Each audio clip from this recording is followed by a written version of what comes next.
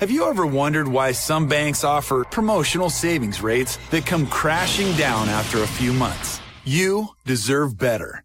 And when you bank with Capital One, that's exactly what you'll get. With a Capital One savings account, you'll get one of the nation's best rates that's not a promotional rate. Plus, you can open an account online in just 5 minutes. Welcome to Banking Reimagined. What's in your wallet? For consumers only. Offered by Capital One N.A. member FDIC. Copyright 2017 Capital One. This is the place where NFL legends live on and share their stories. This is the place for our Spotlight on the Positive segment, sharing what's good in the world of sports. This is also the place for the NFL Alumni Association and the Gridiron Greats. This place I speak of, Thursday Night Tailgate. Let's say hello to your hosts, Chris Mascaro and Bob Lazzari. Guys, take it away.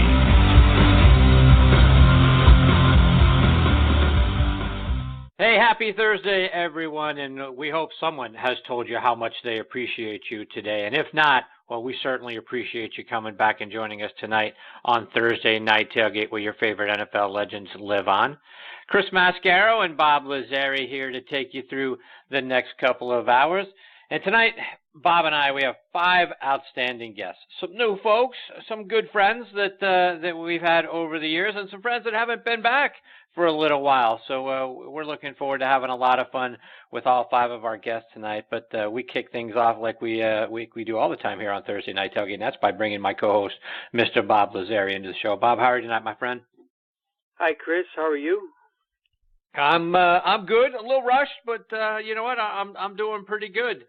It's been a good day. It's been a good Thursday, and it's going to be an even better night. I'm looking forward to tonight. Some really great guests, Bob, and some guys that we haven't talked to in a while. So very excited to have those guys back in the mix with us. And both you and I have been rushing since we've known each other. So it's nothing. It's par for the course, right? So let's rush into our show here. What's happening tonight here? So, Bob, quickly, things up there. If they started to shift away from the disappointment of the Super Bowl over to maybe some excitement with the Red Sox, particularly now that it looks like J.D. Martinez is going to be in the mix in Boston this season? Yeah, there is a little bit of excitement, Chris. When obviously it's a big Patriots country here, but give them a few weeks after the season, and then how Boston fans are rabid for their baseball here, and anything that they counter of what the Yankees do, and that was signing J.D. Martinez this past week. It's almost like the game's on again. That's been in the headlines a lot. Red Sox Yankee rivalry making a quote-unquote comeback. It never really went anywhere, but, it's getting a little hotter now. But, yeah, that's the big news, Chris, how Mr. Martinez might fit in here. But there's no question those are going to be 2 good teams this year. Yeah, no kidding. It's going to be a battle between those two. So, yeah, it's going to be typical Yankees-Red Sox this year in the AL East. And one other thing, Bob, and it's hard for me to imagine this, but 38 years ago today was the Miracle on Ice, the U.S. men's hockey team defeating the overwhelming favorite Russian team. Bob, and to me, that's the greatest thing that's ever happened in sports. It beats all the Super Bowls. It beats all the World Series. It beats the Stanley Cups. Al Michaels' call, "Do you believe in miracles?" still brings tears. I still get teary-eyed when I see that highlight. It's been 38 years ago, Bob. Were you watching that game? I was, Chris, and still a teenager and really into the Winter Olympics. And, Winter Olympics, for a lot of us, Chris, are hard to get into but that kind of team and that kind of squad and being the underdogs they were, they made us get into those Olympics. And it became something we'll never forget. And the whole Eruzione thing, I think I read today where his hockey stick used in that game went for about $300,000. So, wow. It's still a popular thing, and it's still a lot of pride, and you do get goosebumps even when you think about it because of just how much those guys were favored to get beat, and how much success they've had all individually out from that event. Maybe not at the pro level, but just as individuals. It's still incredible 38 years later, Chris. Yeah, it really is, and I'll take a peek at it every once in a while throughout the year, get a little boost, and make you feel a little bit better, remembering something like that and the great achievement that those kids had, and the other thing, Bob, that a lot of people miss out on is the fact that didn't win us the gold medal, right? We still had to come back and beat Finland a couple days later to win the gold medal. So, and if they had lost to Finland, they might not have won a medal at all. But had to get it done in the third period, come back against Finland to finish it off, winning 4-2 in that game. But those two games and that time still remains very special to me. Yeah, sure does. Bob, let's talk about our guests tonight. First up, we're going to be joined by our second former University of head coach in as many weeks. Last week we had Ray Goff on the show with us, and tonight Coach Donnan is going to be here.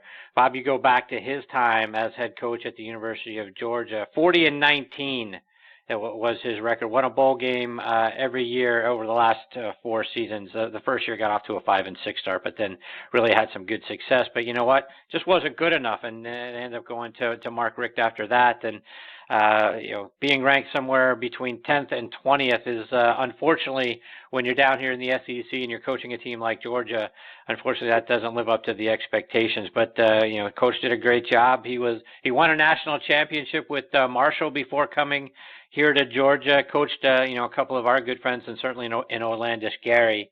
But also had guys like Hines Ward and Champ Bailey during his time there. So looking forward to hearing his stories, Bob. As you said, Chris, he had great success as a college head coach, but let us not forget that he was the architect of those Oklahoma wishbone offenses back in the 80s when he was an assistant coach. He was the coordinator under Barry Switzer. And if we remember, those teams were almost unbeatable. And, of course, they won a title in 85, Chris. Hey. But looking forward to talking to him. Great football mind. Yeah, absolutely. Looking forward to hearing his stories. At the bottom of the hour here, we'll be joined, as always, by former Patriots Pro Bowl running back Tony Collins. And for those who don't remember, Tony played his college ball at East Carolina University. And, Bob, yesterday I saw that their quarterback, Gardner Minshew, who's graduated, but he still has 1 year of eligibility left. And he actually met with Nick Saban about transferring to Alabama, which is interesting to me, Bob, considering the quarterback situation they already have there at Alabama, right? We remember about the emergence of Tua Tagovailoa, and then Jalen Hurts was there already. So you've got two pretty good quarterbacks, and now you might introduce this guy into the mix who's got 1 year of eligibility left. It's going to be interesting to hear from Tony what he thinks about Gardner moving over there, and then really what the mindset is around why they would even need him. That's right. The rich get richer. They will have no problems down in Tuscaloosa with their quarterbacks, Chris. But we'll get Tony's spin on that. And the former Penn Yan High School is one of our favorite people on the earth. Yep, absolutely.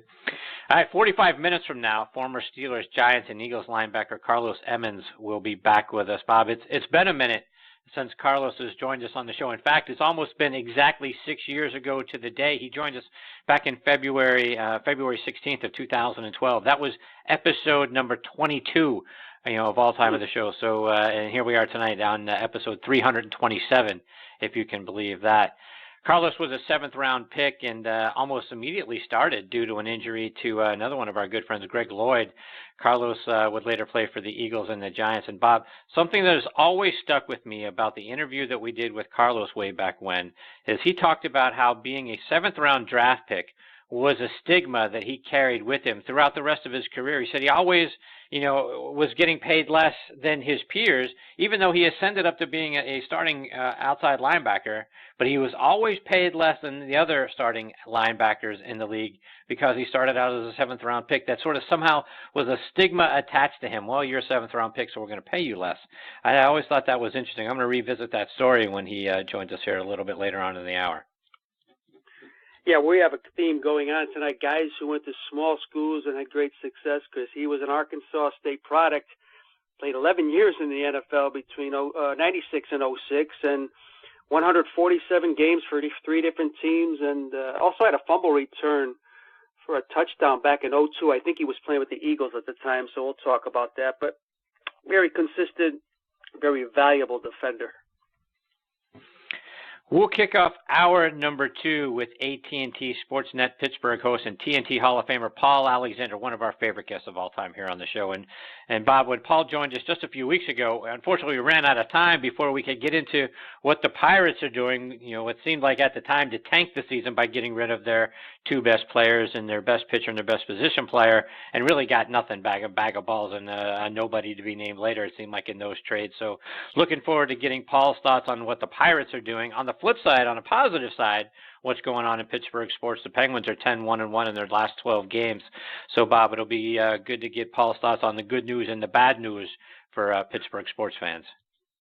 Yeah, it's with Paul, it's always good. We try to fit in all the different sports, which we never get to do, but we try. And there's a reason why he's a member of our Hall of Fame, Chris. Just a tremendous person. In addition to being the guru about Pittsburgh sports, and my goodness, he's been on the show so much, and if we could, we would talk to him even more. Great guy. Absolutely. All right, I think we're going to round out tonight's show with another long overdue return visit, and this time it's from former Steelers running back Isaac Radman. Bob, Isaac was a guy that I love to watch run. He was in the same backfield with Richard Mendenhall, and Mendenhall was a guy that sort of turned his back all the time to contact, but Radman, he always ran downhill, always got that forward lean, always got that extra yard or two when he was going down. You know, I really always thought that the Steelers should have given him the ball more often. So it'll be great to catch up with Isaac. It's been a little while for him too. Yeah, this is another product of a small school, Bowie State, Chris. And again, a 230-pounder. Bowie State has sent just 5 players to the NFL. Isaac was one of those guys, but he's one of those guys we talk about all the time, Chris, whose carries were limited, but when he got the ball, he produced. He also was a valuable asset catching balls out of the backfield, as you remember in Pittsburgh, but bruising kind of runner, but very effective when he did run. So there you go, folks. We've got another jam-packed show for you tonight here on Thursday Night Tailgate. So you know what? Sit back, relax, let us take your mind off everything else going on in your life for the next couple of hours. And folks, as you know, we are brought to you by the great folks over at the Louisville Slugger Museum and Factory, the Salt Creek Golf Retreat up in beautiful Nashville, Indiana. Our friends over at TOPS and our partners at the NFL Alumni Association and Mike Ditka's organization, the Gridiron Greats, who we love. Please go online, check them out at gridirongreats.org. Also, check out our newest sponsors, former Houston Oilers quarterback Dan Pastorini and his company, DP Quality Foods. Dan has a lineup of award-winning spices that you're going to love. You can check them out online at dpqualityfoods.com. And former Pro Bowl quarterback Drew Bledsoe and Doubleback Winery. You can find their great selection of wines available online at doubleback.com.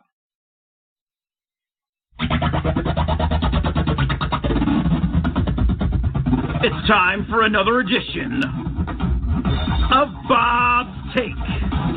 So, Bob, tell us, what's on your mind tonight?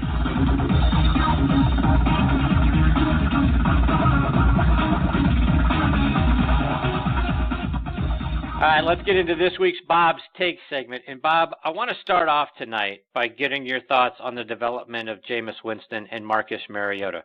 We're 3 years removed now from them being drafted 1-2 in the 2015 NFL Draft. So, Bob, what's your take? Is either, neither, or both developing into a franchise quarterback that the Bucs and Titans thought they were drafting? That's a great question, Chris. These two guys, their careers mirror each other a lot. You know, they came into the league. Winston I didn't think would be as good as he was there at the beginning. If you remember, Chris, he had a choice to play baseball. Incredibly good athlete. He chose football, and with a team that hadn't had much success over the past few years, and actually put the faith back in to Tampa Bay. Now, they took a step back this year, so that's got to be some stock down on him. He's one of those guys, because I think you have to surround him with good players, and he could probably get you there. Franchise quarterback, I don't know if I'd put either one of these guys into that category. I think Winston's just a very good athlete. Mariota, same thing, Chris. I mean, this is a guy, I think in 2016, probably should have been all-pro, 26 TD passes. I think he only had 9 picks. But that's and then he took a step back this year. Ironically, they go to the playoffs, but he throws more interceptions than touchdowns this year. Very strange, Chris. Very strange. And actually, he's a better runner than Winston is, and I didn't think that would be an issue.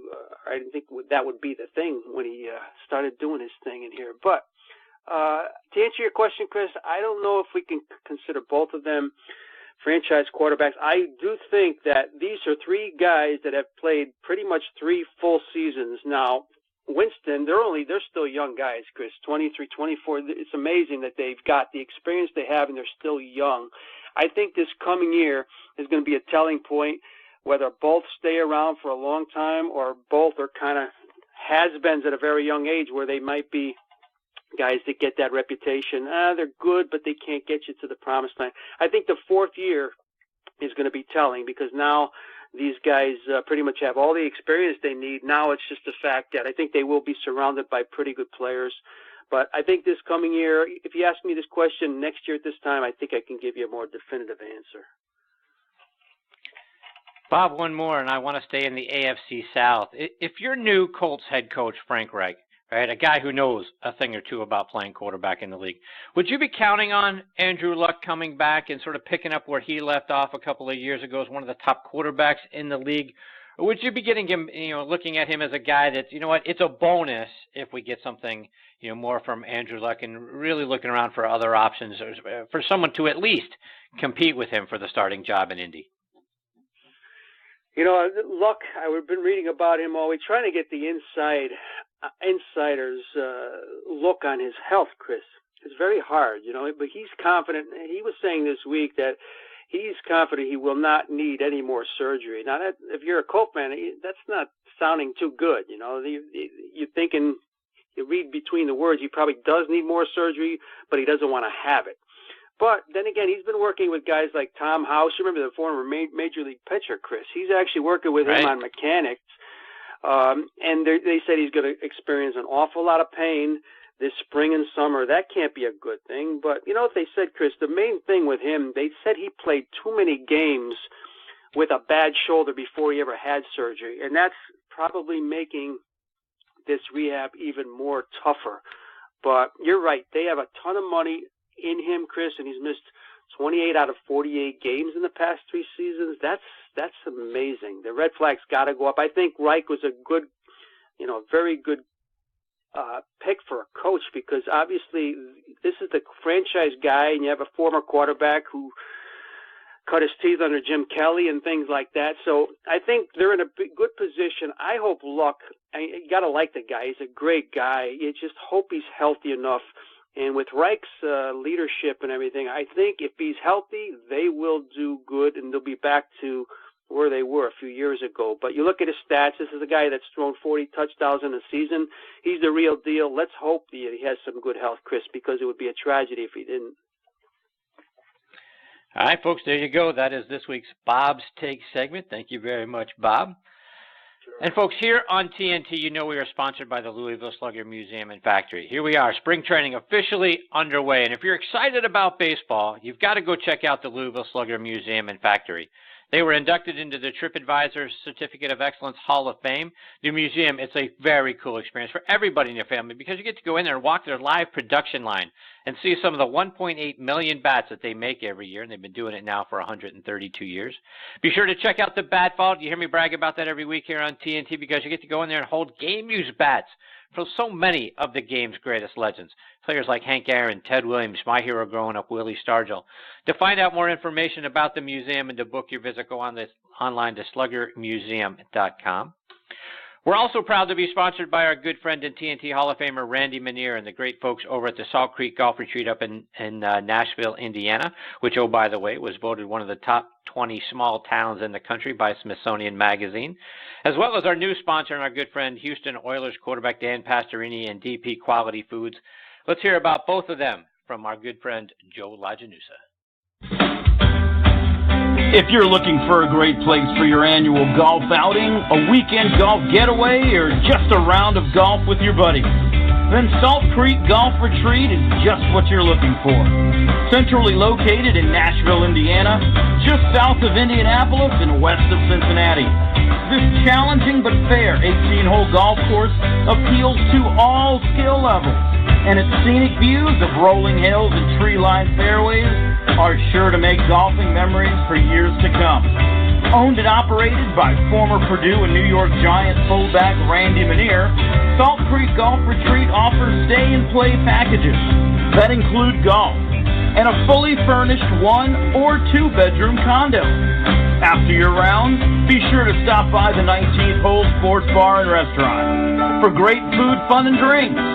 Randy and his staff will treat you like family. For more information, log on to saltcreekgolf.com. That's saltcreekgolf.com. Or give them a call at 812-558-5944. Salt Creek Golf Retreat. Start making your golfing memories today.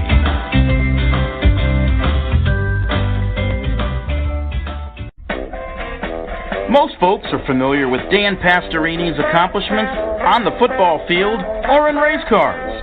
But what most don't know? Dan's family background in the restaurant business. For 37 years, Dan's parents, Dante and Dorothy, owned and operated Pastorini's Longhorn Restaurant. So the Pastorini family has a long history of making great tasting food from family recipes.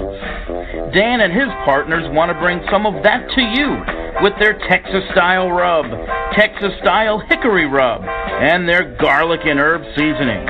First introduced back in 2011, Dan's Texas-style rub immediately began winning awards, taking home the first-place trophy for Best Ribs at the Pasadena Livestock Show and Barbecue Cook-Off.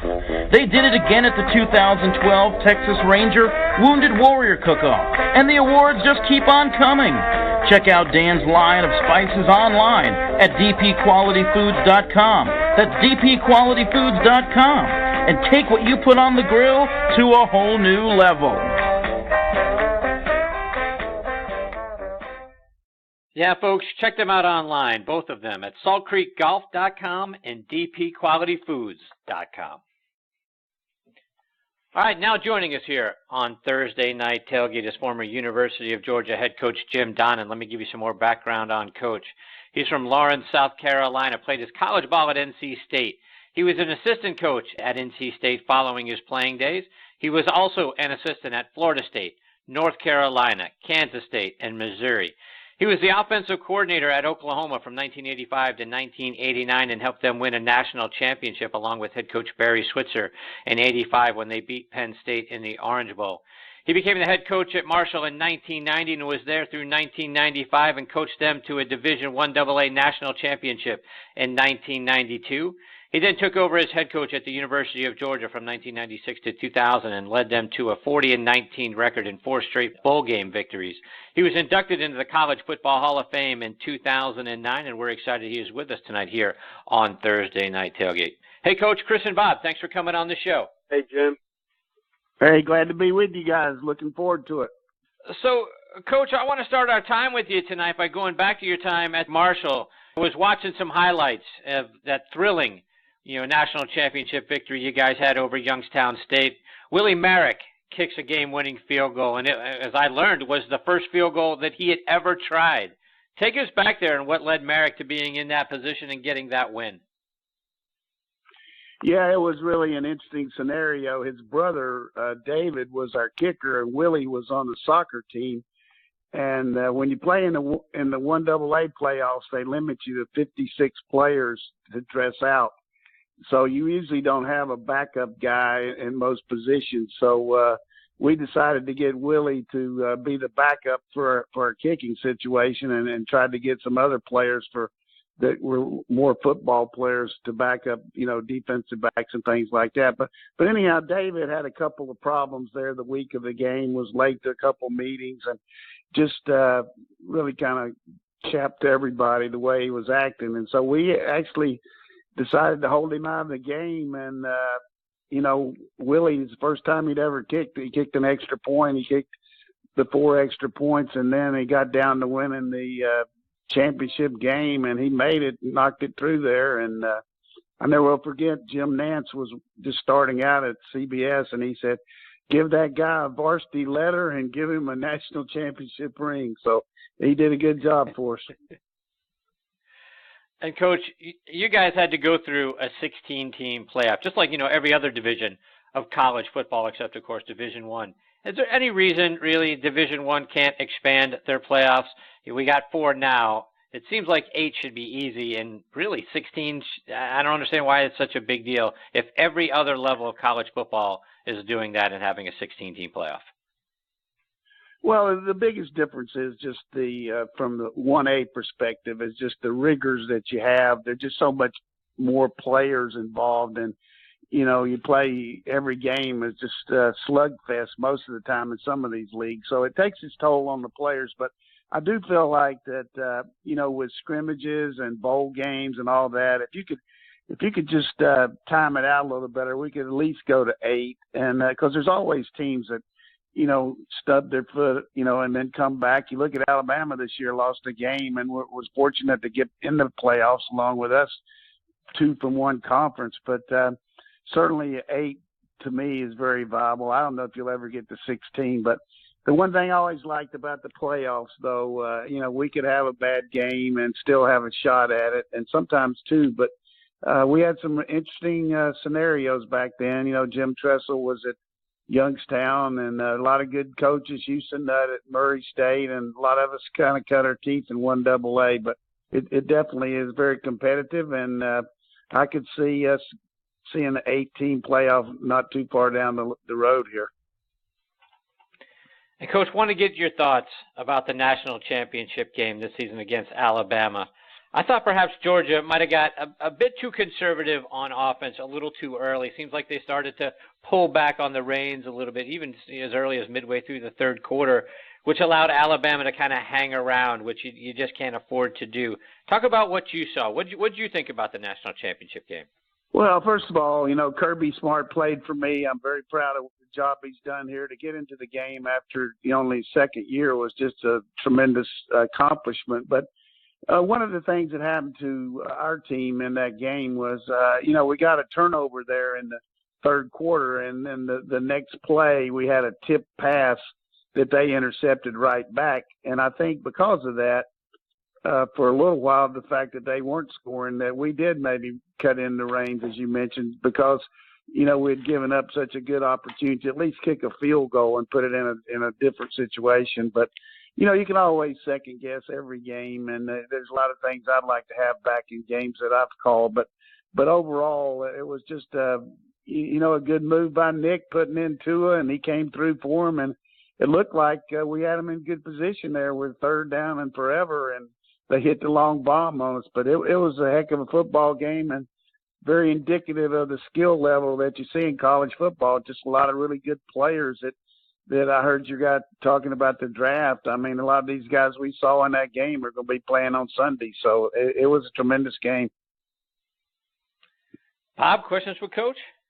It's great to speak with you, Coach. And you started coaching as an assistant very, very shortly out of college, Coach, after you got your degree, and then you became an assistant at NC State, I saw. And I was just wondering, was that something you knew while you were actually playing that you would want to coach afterward?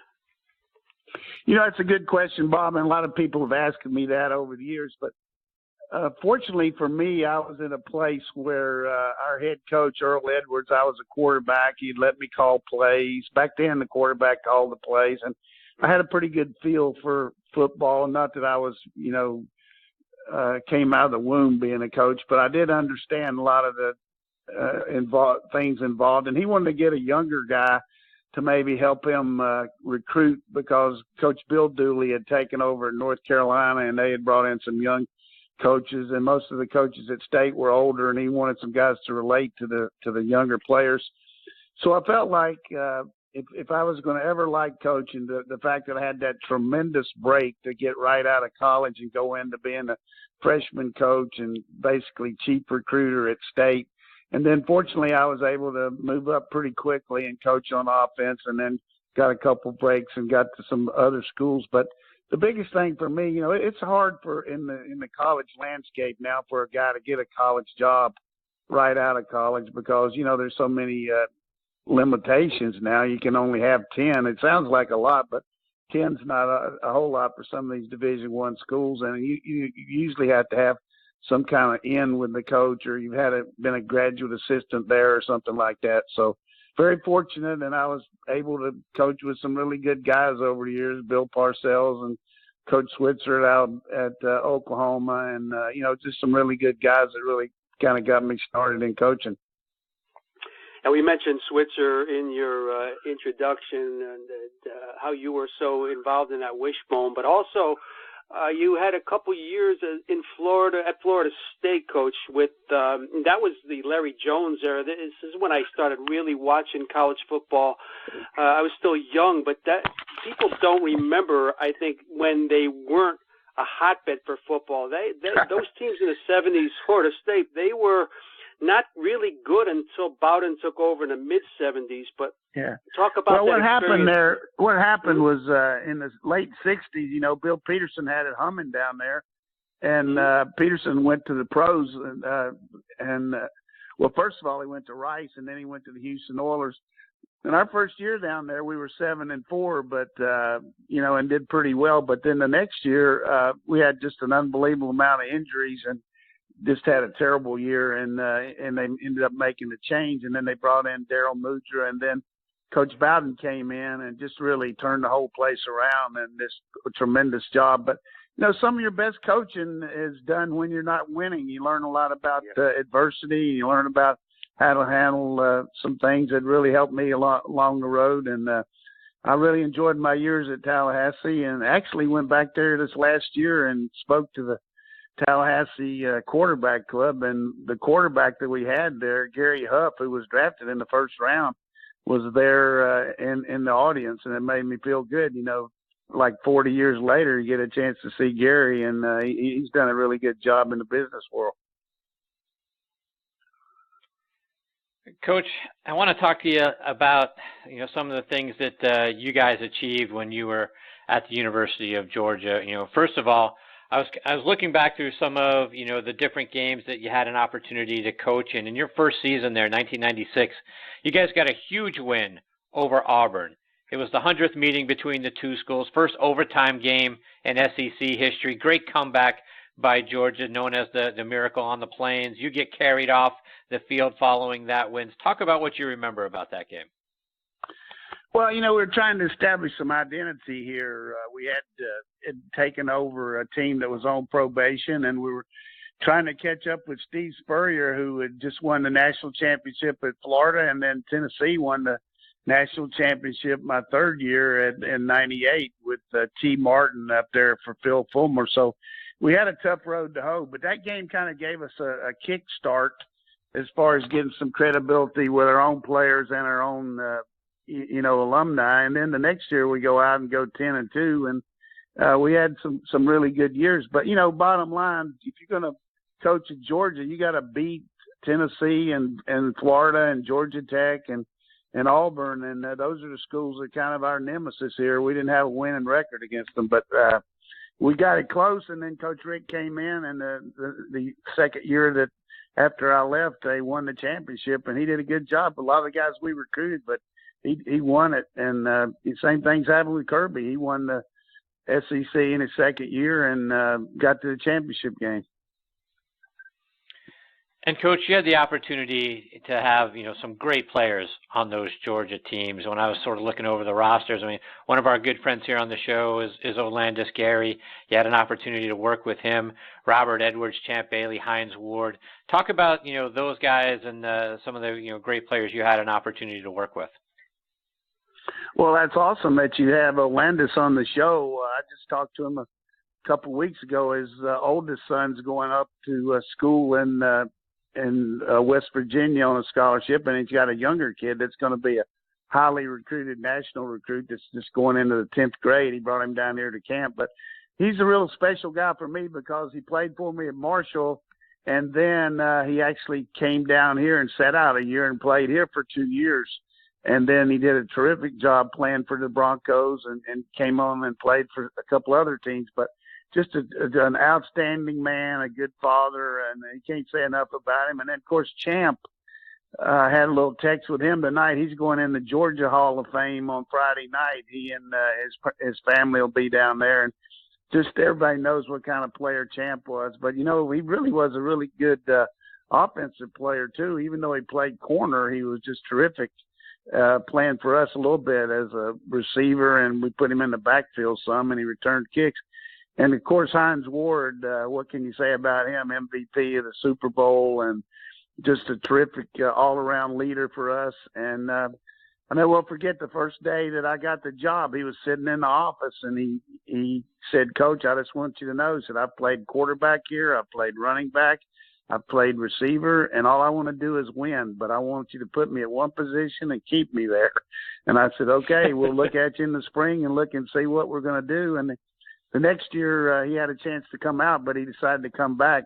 And I think he made a really good move doing that. He really refined his skills as a receiver. And Robert Edwards did the same thing. And if he hadn't had that horrific injury, which I'm sure both of you know about on the beach there at the All-Star game, he would have been a terrific pro. But we had a lot of good players here. The Stinchcomb brothers were great linemen, and then a lot of good linebackers and defensive backs. And then Richard Seymour is up for the Hall of Fame, too, defensive lineman that was just terrific for us.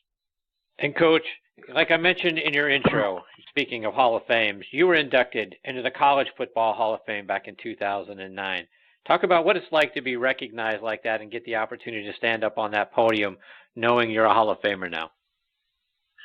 Well, from my standpoint, we really didn't do that much at Georgia to even be considered for it because, we were 40-19, but 12 of the losses were those teams I talked to you about. But I felt like we laid the groundwork here. But certainly a lot of coaches, players, alumni, everybody helped me at Marshall. But everybody knows about the plane crash there. And then, 20 years later, we built a new stadium and turned that place around and won a lot of games in 6 years. We won 12 or more games, 5 of the years we were there. And that's the reason I was able to get in. And it's as you mentioned, it's a terrific honor because less than 300 coaches all time were in there. And I felt like I did some really good things as assistant coach and some good programs. And I've always tried to, stay out of the situation as far as having any problems with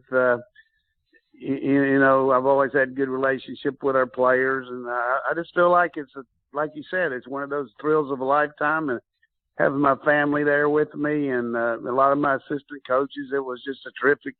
And one of the things that was great about it was Troy Aikman, who was my quarterback at Oklahoma, who ended up breaking his leg and having to transfer because we moved back to the wishbone. We were throwing the ball then, but we weren't going to do it after we won the national championship, so we had to tell him, hey, in all fairness, Troy, you need to transfer. Well, he got out to UCLA and then was the number 1 draft choice, but he ended up being in the same class with me, and so we got to spend a lot of time there in South Bend that same weekend. So, Coach, before we let you go, let our listeners know what you're doing now. Well, I'm in the fourth quarter, man. I tell you what, I'm out here in Athens, Georgia.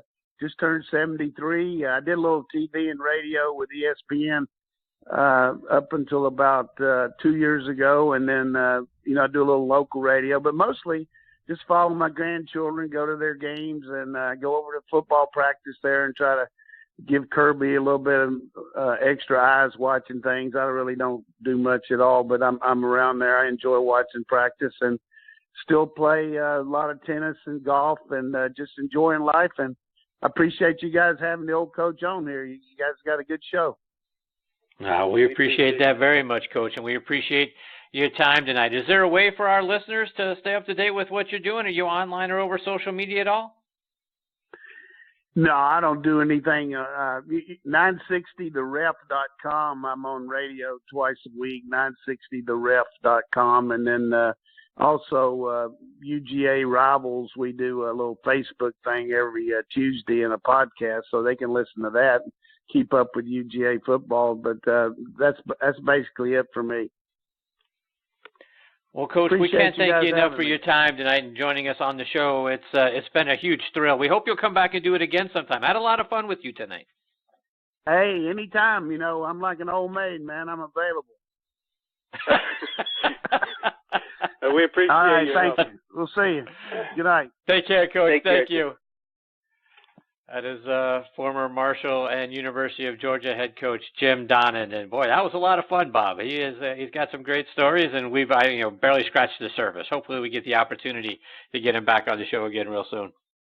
Yeah, with those programs he mentioned, Chris, Florida State and Oklahoma and Georgia. Yeah, and again, the Oklahoma years were so incredible under Switzer. He coached a team, Chris, that I think they rushed for 750 yards in one game, which I think remains the record. But that was Coach Jim Donnan as the OC there. So great guy and a great football coach who's very humble.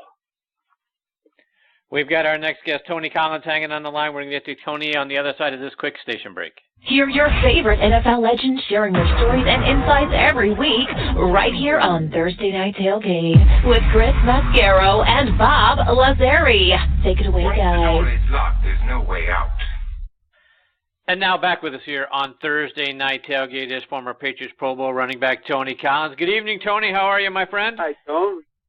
Doing fantastic. How you doing, Chris and Bob? Really well, okay. Thank you, Tony. So, Tony, we've been talking to you. We just had former University of Georgia and Marshall head coach Jim Donnan on here, and so we got a little college football theme going. And I wanted to start our time with you tonight by talking a little bit about your alma mater, East Carolina, in particular their quarterback, Gardner Minshew. He's a graduate now. He's got 1 year of eligibility left, and I hear he's talking to Nick Saban about transferring to Alabama, which seems interesting based on the level of quarterbacks they've got there already at Alabama. Curious to get your thoughts. How do you feel about your quarterback potentially going over and playing at Alabama?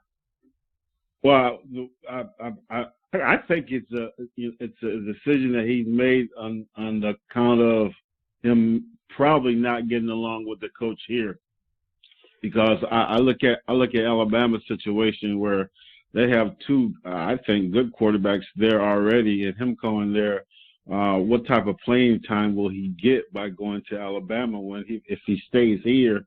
He's the number one guy on the depth chart if he stays in East Carolina. So from what I understand and what I'm hearing, there's got to be something going on between him and the coaching staff or the head coach or the system that they have him in. He started majority of the games last year here, so there's got to be something going on where he's going to go to a team where he may not even get a chance to play with the great quarterbacks that Alabama have right now. And staying with your alma mater, East Carolina, how do you feel about the direction the program is going in? Do you have high hopes for them as we look ahead to the 2018 season? Optimistic.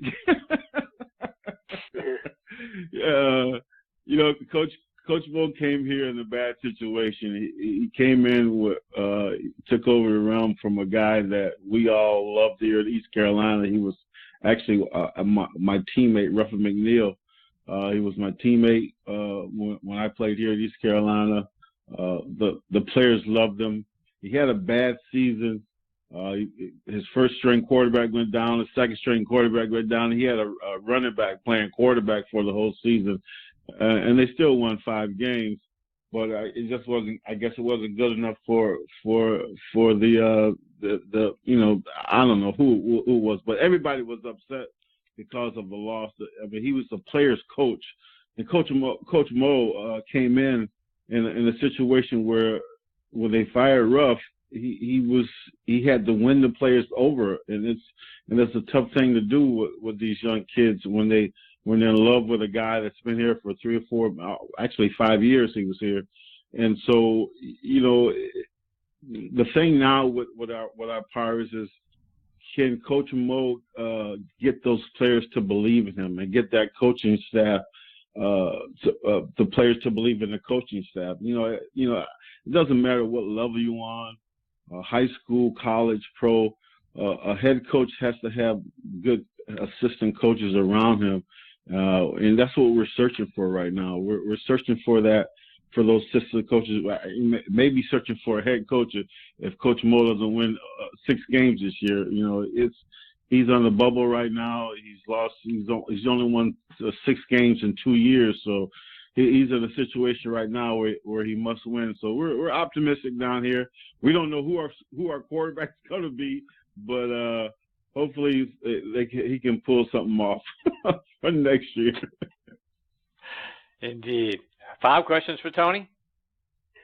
Tony, we have a common theme. Seems like every week we bring up or it comes to our laps, things about head trauma and CTE and guys that are paying the price for the years in the NFL. And we've had guys on the show, Tony, who manufacture helmets that are trying to put strips in the helmets and make it safer and this and that. I'm sure you're all for doing that, but it seems that they're just staying a little behind the curve, Tony, because these guys are bigger and faster every year. When is it going to even out, Tony? Do you ever think they'll come out with some headgear that's actually going to keep people semi-safe?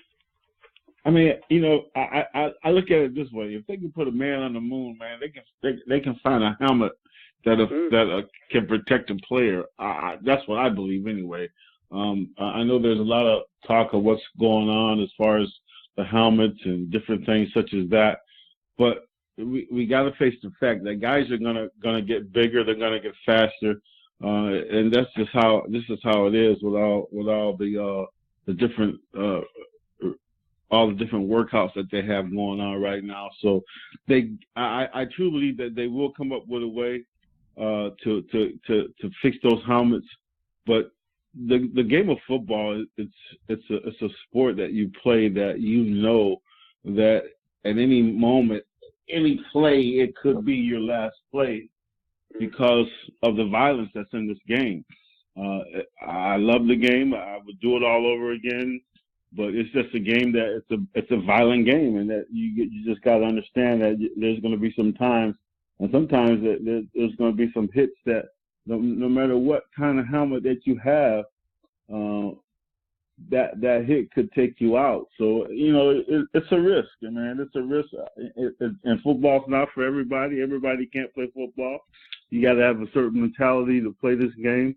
And but I truly believe that, like I say, that they can put a man on the moon. They can fix it. They can get a helmet that can help these players not get those symptoms down the line when they get older.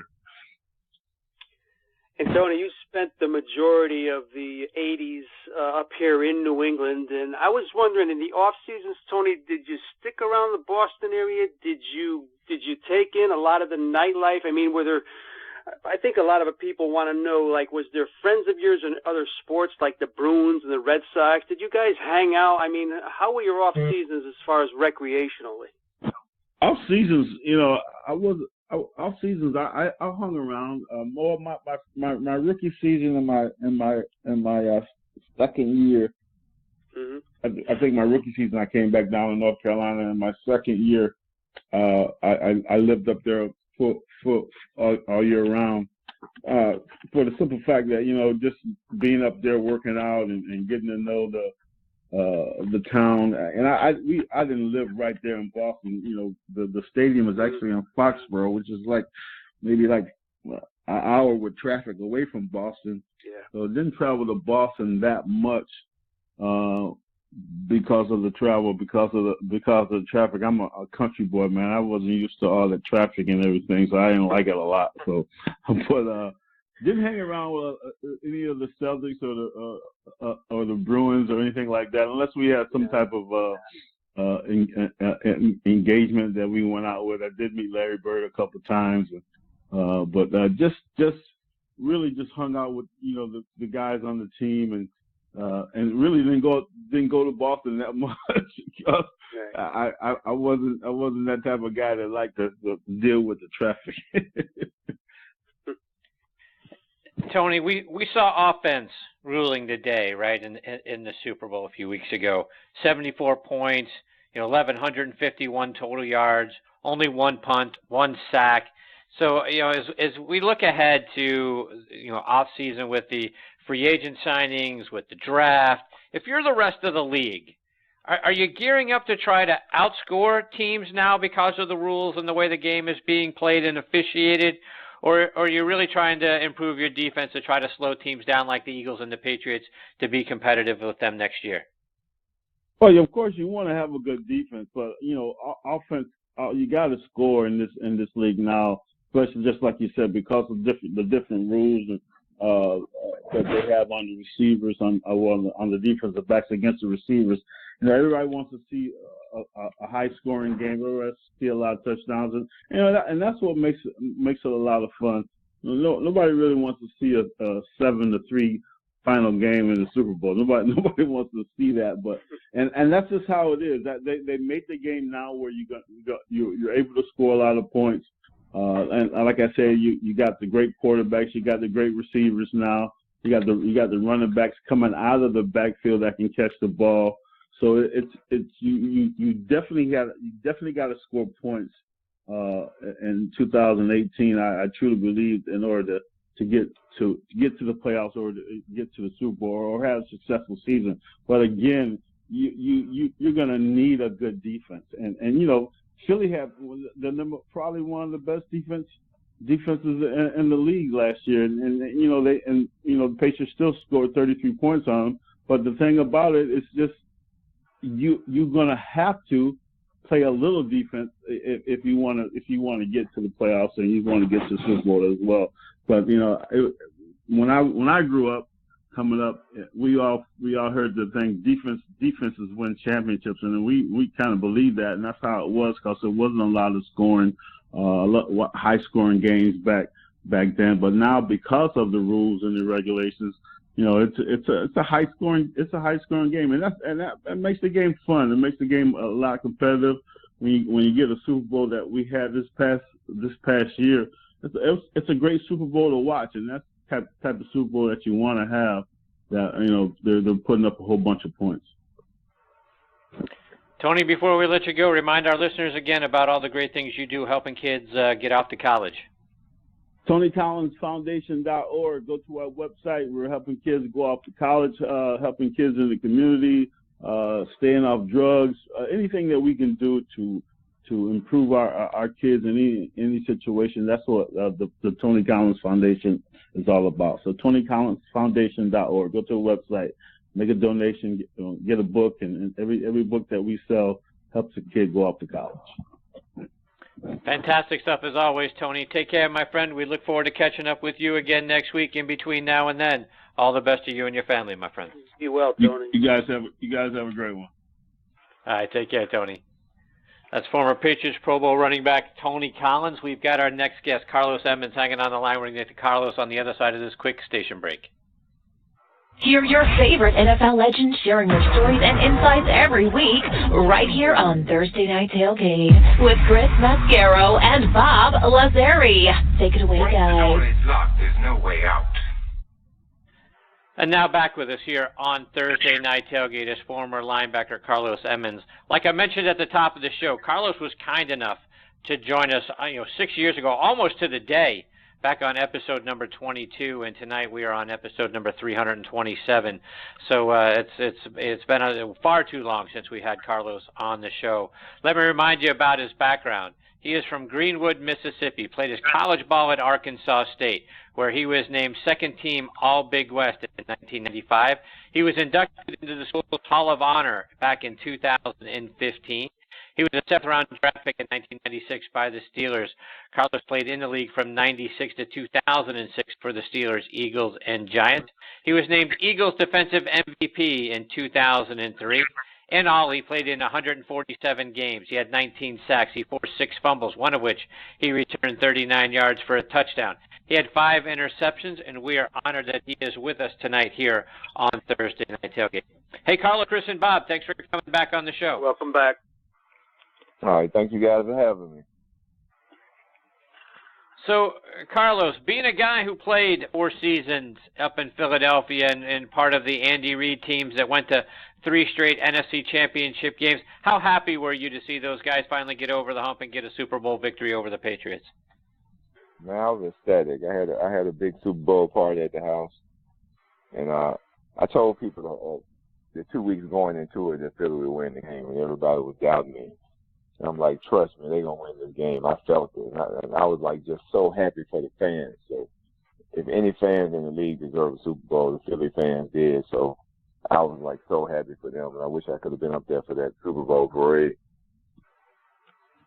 And Carlos, you said you felt it like they were going to win. What was that feeling? What generated that feeling? What did you see from the Eagles?